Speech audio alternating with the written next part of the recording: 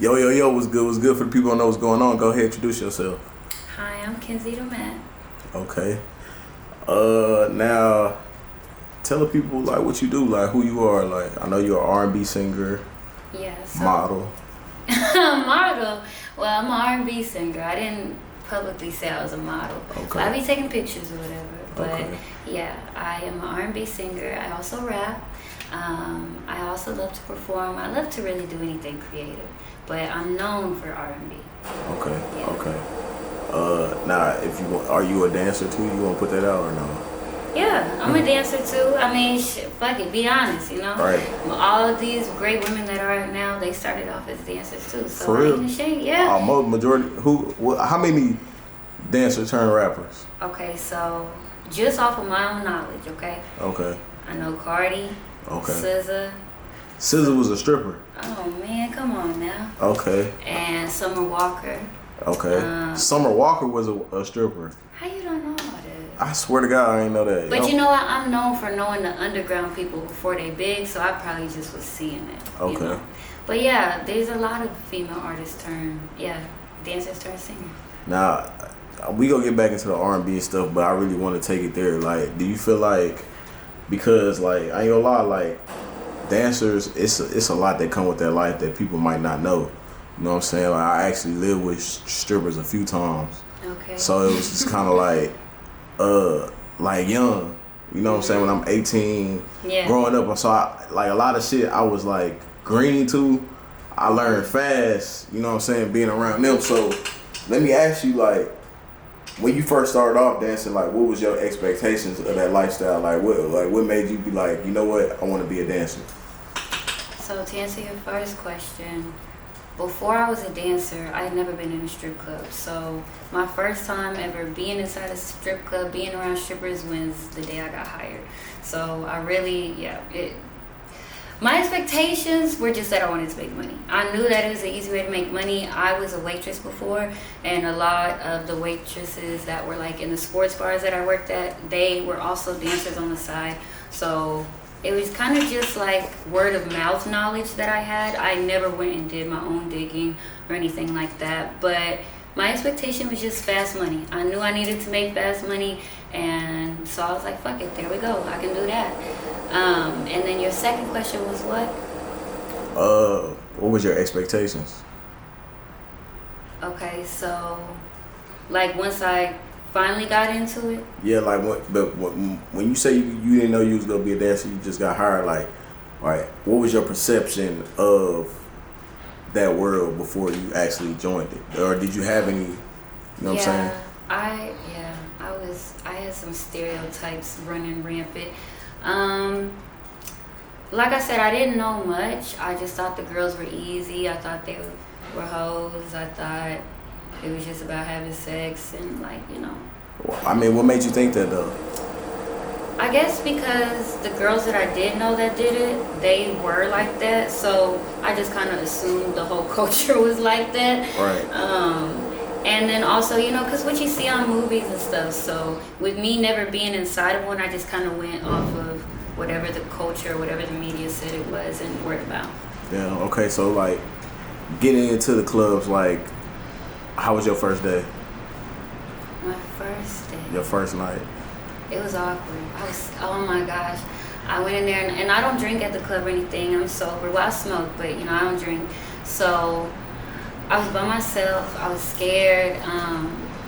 It was nothing like I thought. I thought I was just gonna have to prepare myself to really perform. So the whole time, like the days before I went to work, I was just preparing myself like you're gonna be on stage by yourself. Like, oh my God. And when I got there, and it was, no, that's for like 30 minutes to an hour of your shift. You gotta go talk to this person, this person, this person. Like, it blew me through the fucking water. I was like, damn, I didn't know that's what I was getting myself into. Yeah. So honestly, like, once I got into it, I just kind of realized that everything that I prepared myself for was not going to work. Like, I had to adapt to the environment that I was in and learn based off of whatever I was experiencing and not what I thought I knew. And every environment change, or does the environment change every night?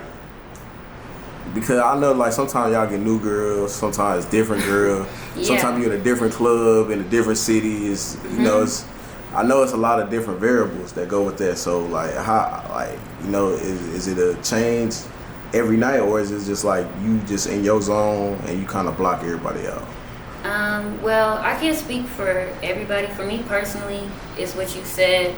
I be in my own zone. Like I said, I'm not very social. I got a couple of dancer friends, but I'm not very social. I walk in the club, I get dressed, I go talk to all the customers, I'm out. Like, I'm not there to make friends. And honestly, any stripper, dancer, whatever they want to call themselves will tell you, you do not go to the strip club to make friends. That's not what you do. And I've had to learn that lesson the hard way a couple times for sure.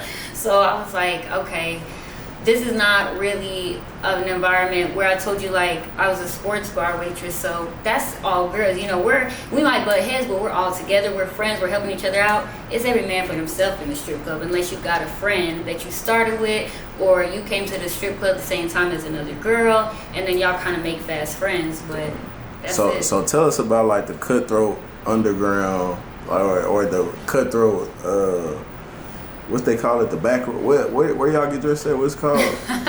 The dressing locker rooms? room. The locker room. Like, I know they got like a stripper page like called locker room. Yeah, Dancer's locker room. Dancer's locker room. So like, tell us about the cutthroat moments in the locker room, if you have any, or like if you've seen any.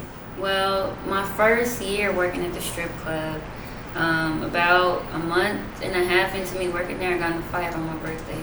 Damn. In the dressing room, in the locker room, as you want to call it. So, and what's crazy is I didn't know the girl. Like, apparently she had problems with me, and she had told my managers, I'm chilling. My managers are buying me shots, and I don't drink at work. So, I'm like, I'm lit.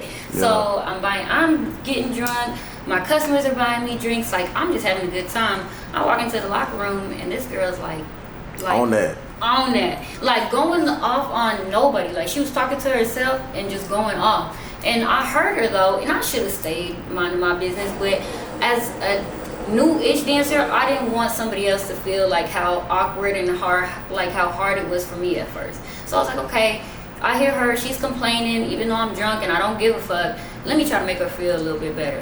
Man, when I tell you, this bitch told me, who the fuck was talking to you? I said, oh.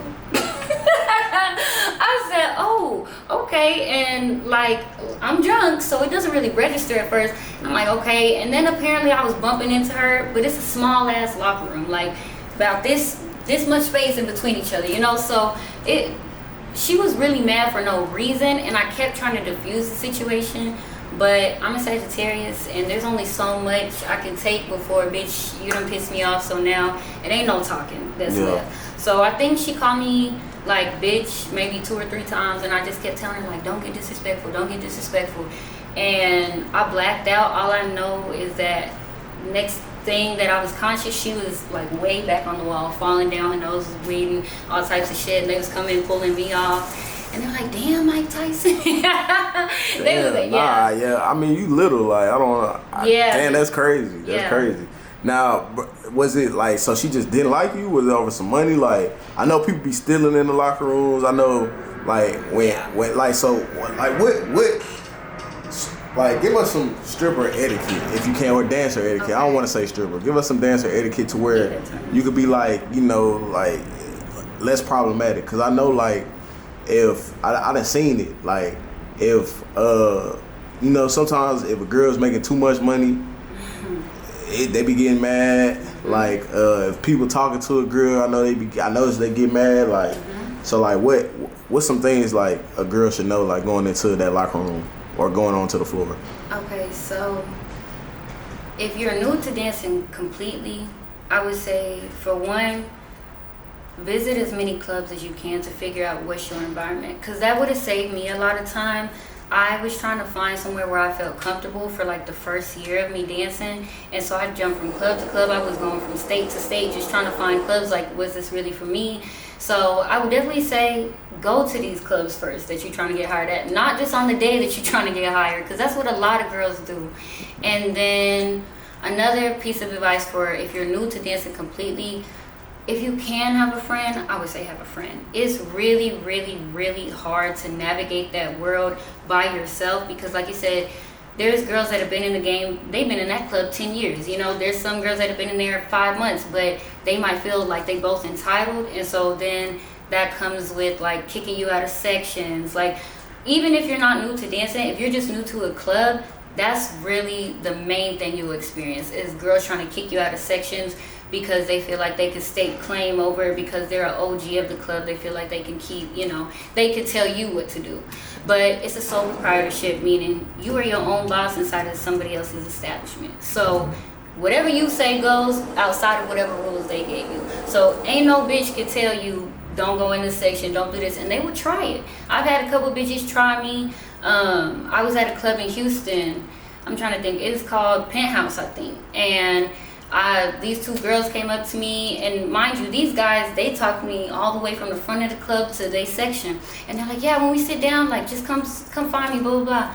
I walk over there, and they're like, nah, you can't be in here, blah, blah, blah. There's already 3 girls, da, da, da. And I promise you, if I had not stood my ground, they definitely would have got away with that shit. But because I know that at the end of the day, I'm the only one who's going to make my money at the end of the night, you can't really let bitches like that get to you. So you gotta have, basically, you gotta have tough skin. You gotta have thick skin. You gotta know who you are and be confident. If you are none of those things, the club is not gonna be for you off rip. And it'll eat you up and spit you out, for sure.